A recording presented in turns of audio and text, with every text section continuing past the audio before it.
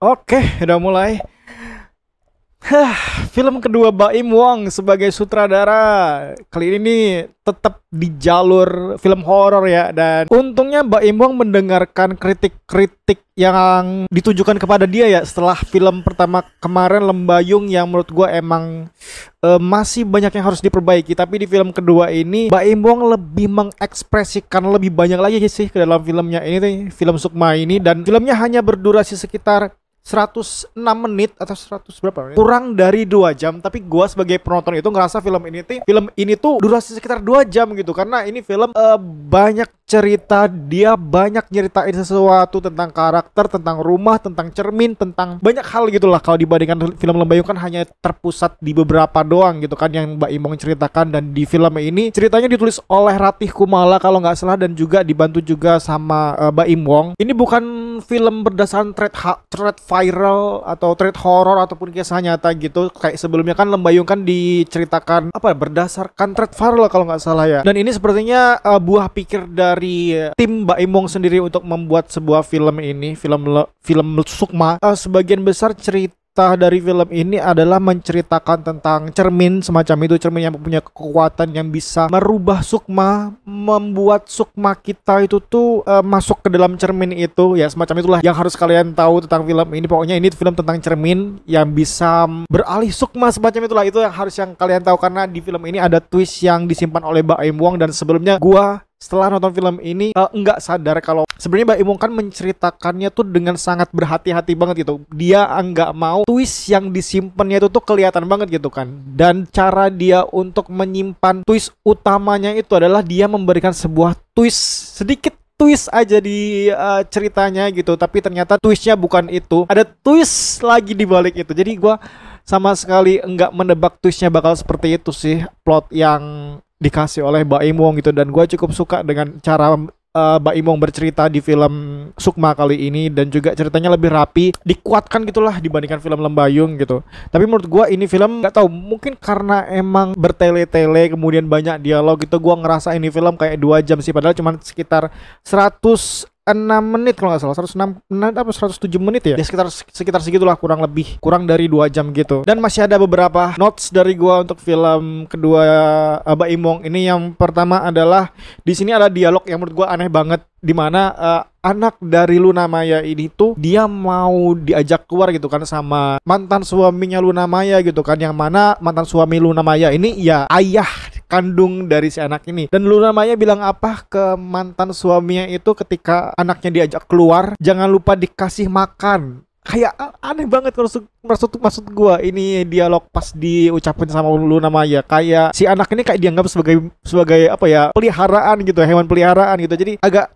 rancu dengernya, agak aneh. Jangan lupa diajak makan, itu kan lebih enak gitu kan. Kenapa jangan lupa dikasih makan gitu? Terus juga gua bingung kenapa ujuk-ujuk Asri Wulas teriak terus megang Luna Maya, dan adegan terus diganti juga ngeliatin Fedi Nuril yang tiba-tiba masuk ke dalam rumahnya Luna Maya. Dan Fedi Nuril di situ lagi duduk, kepalanya tuh dikompres sama Luna Maya gitu. Gua nggak ngerti kenapa adegannya begitu jomplang banget, begitu patah dari scene satu ke scene lainnya gitu. Terus gua nggak mendapatkan motif Asri Wulas teriak terus pegang Luna Maya itu apa gitu. Apakah hanya sekedar menyadarkan dia gitu kan? Dan kenapa langsung tiba-tiba patah, Fedi Nuril masuk ke rumah, dikompres sama Luna Maya, kemudian ya nggak tahu, mungkin karena ada luka semacam itu kah? Gue juga nggak ngerti gitu kenapa adegannya begitu. Terus ada lagi nih, nah di bagian ending filmnya tuh menurut gue lebih baik ditutup dengan jabat tangan antara Fedi Nuril dan Kimberly Ryder. Udah end of story, udah gitu aja, nggak usah dijelasin lagi gimana adegan sebelumnya gitu. Sebelum adegan jabat tangan itu tuh apa yang terjadi gitu sama Fedi Nuril, itu nggak perlu diceritain menurut gue. Biarkan penontonnya berspekulasi sendiri tentang adegan tersebut. Jadi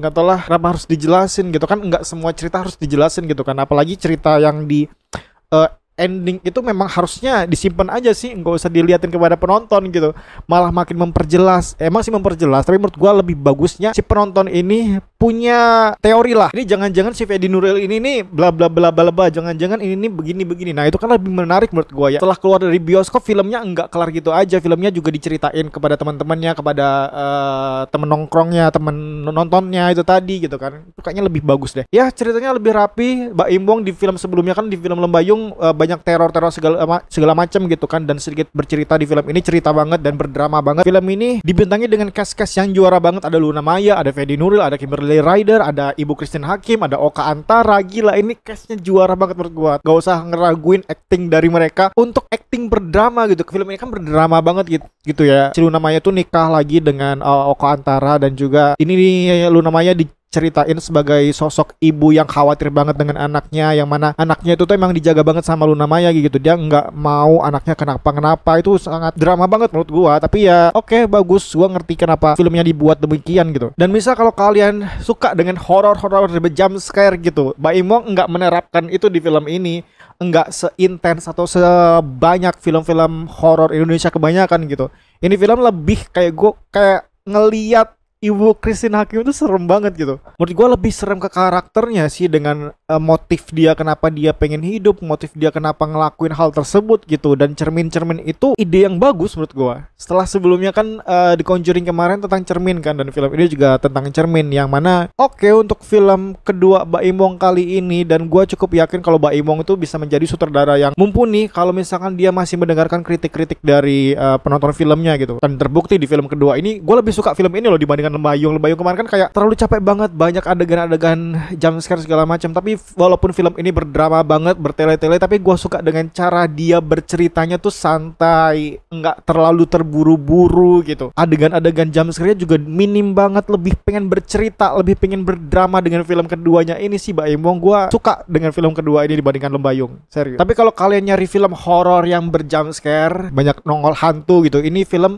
nggak ada sosok hantu sama sekali, serius. Ini yang paling gue suka. Dimana film horor Indonesia tuh kan sering banget ya nampakin hantu segala macam, tapi di film ini Mbak Im Wong nggak pengen ngeluarin satu pun sosok hantu real. Emang dari karakternya aja yang serem gitu. Pas gua ngeliat twist utamanya itu, wah gila, kok bisa kepikiran dia nih begini. Terus adegan Ibu Christine Hakim sama Oka Antara di balik pintu, deket pintu, setelah semuanya kebongkar itu, wah, stres aku ngeliat adegan itu. Ya ampun, keren sih, luar biasa. Ini idenya gue suka banget sih. Kalau dibandingkan film-film horor threat viral yang muncul belakangan ya, gue lebih suka film Mbak Im Wong yang ini loh, serius.